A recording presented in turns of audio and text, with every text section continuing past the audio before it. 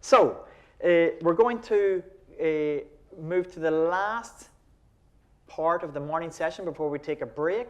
And I'm going to ask Richie Somerville from the City Council, you can tell that story, to join us to say a little bit about what's happening from the city vision for tourism.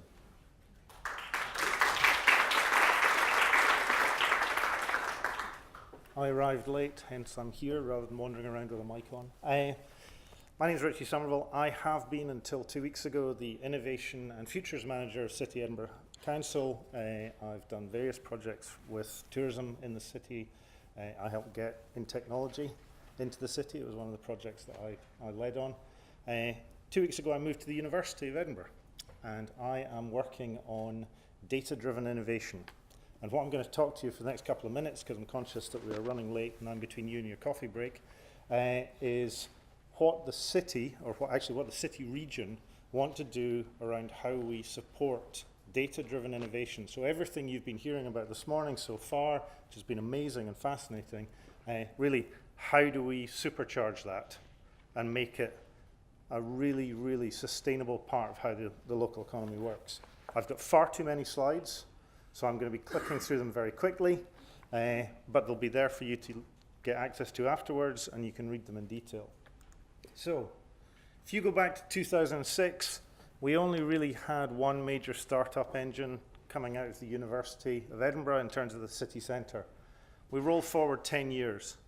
The fact that we have the School of Informatics, and to a certain extent triggered by the fact that it burnt down and had to move, we've suddenly seen that catalyst of the number of tech companies that are based in the city growing exponentially. And I think really coming to the fore of how the economy is changing. And I won't go into it in detail. But what that led to was a piece of work that I was involved in last year, which was a science and innovation audit. So this was sponsored by the Department for Business, Energy and Industrial Strategy, and really looking at areas of potential global competitiveness for the UK. So this was to feed into the industrial strategy, which will get a lot of coverage in the next couple of weeks as part of the emerging budget statements from UK government. And Edinburgh was one of 5 regions picked.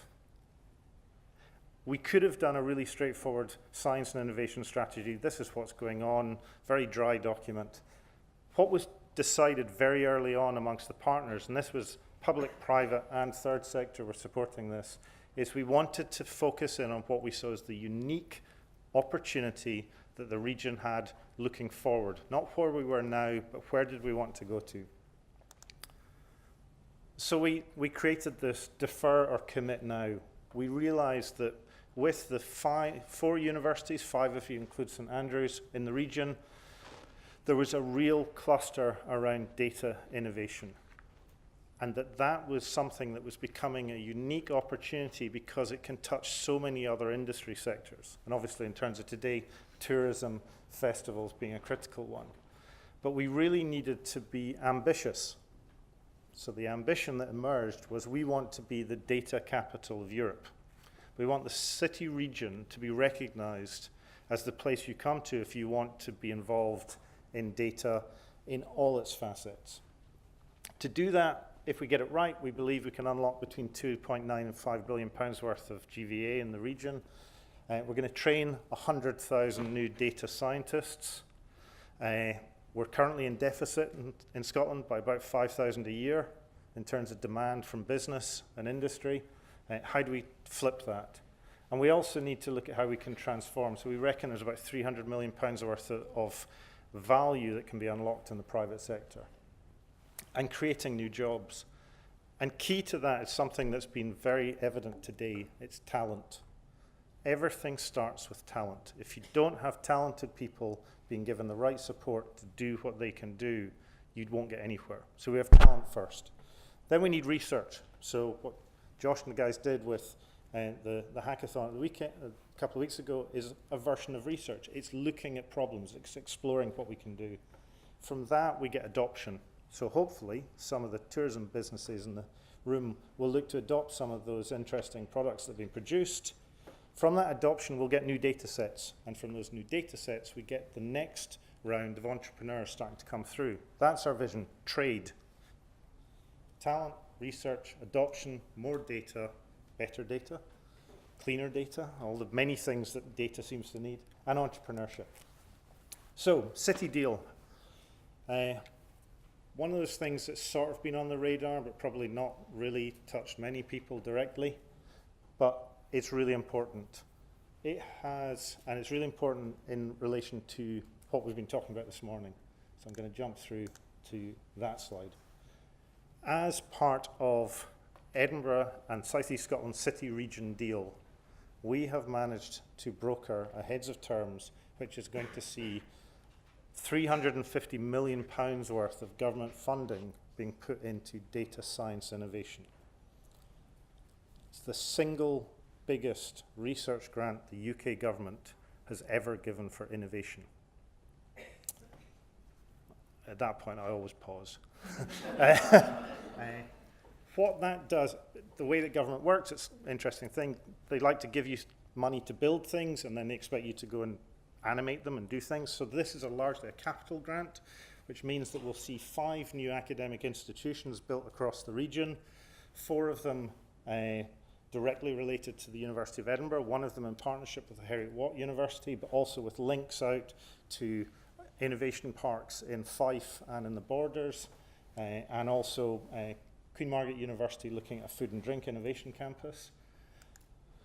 What it will mean, and I'm just going to jump through some of these, is we need to understand how we corral data at a regional level more effectively so that insight can be driven.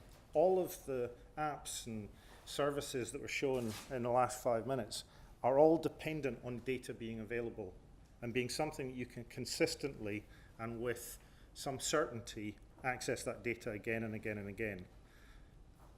That is not a given, particularly when it comes to public sector data.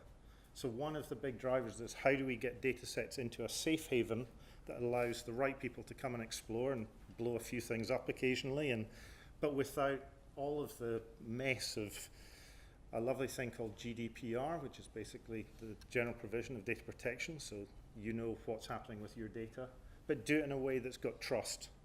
Because we're in an interesting time in the world of data where we have, I know I'm out of time, I will kick on, we have the challenge that people will click yes and accept an app where they see it giving them personal value, but the minute that they're asked to give some data because it could be of societal benefit by government, they start to go, no, I'm not going to give you that. Now that's an anecdote.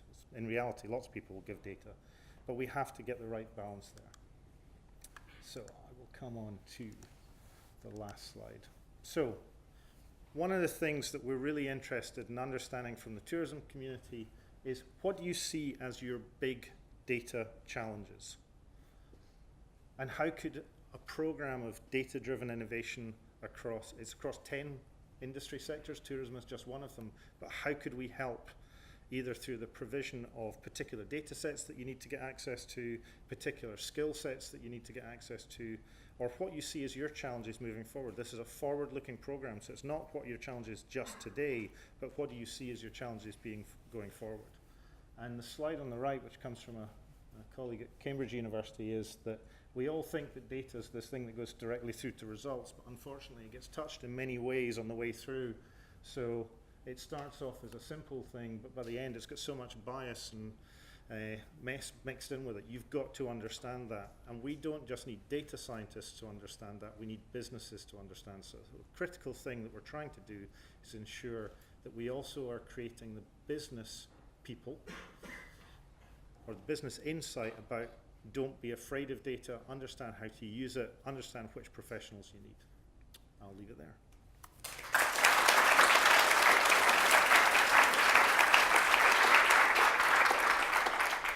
Thank you, Richie.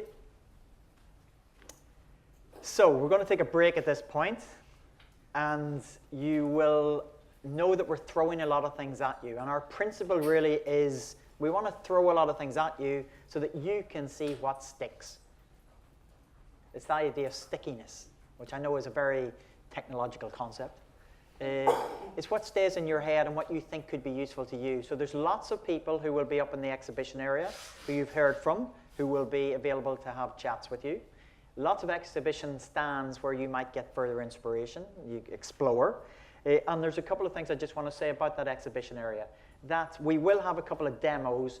We're running about 10 minutes late, so I'm going to, if it's okay, just slightly adjust the timescales. We've got colleagues from GeoTourist who are going to do an on-stand demo at 10 past 11, if we could let them know that. We're just going to adjust by 10 minutes. Aileen and Josh will be available at the data lab stand up there as well, if there's anything of interest. And Richie, you're going to hang about as well, are you? Yeah, over the break. So if anybody's got any conversations they want to have with Richie about the city or possibly the university now, developments around data for tourism. So let's take a break. Let's be back here for 11:30. That means 11:35, but probably 11:40.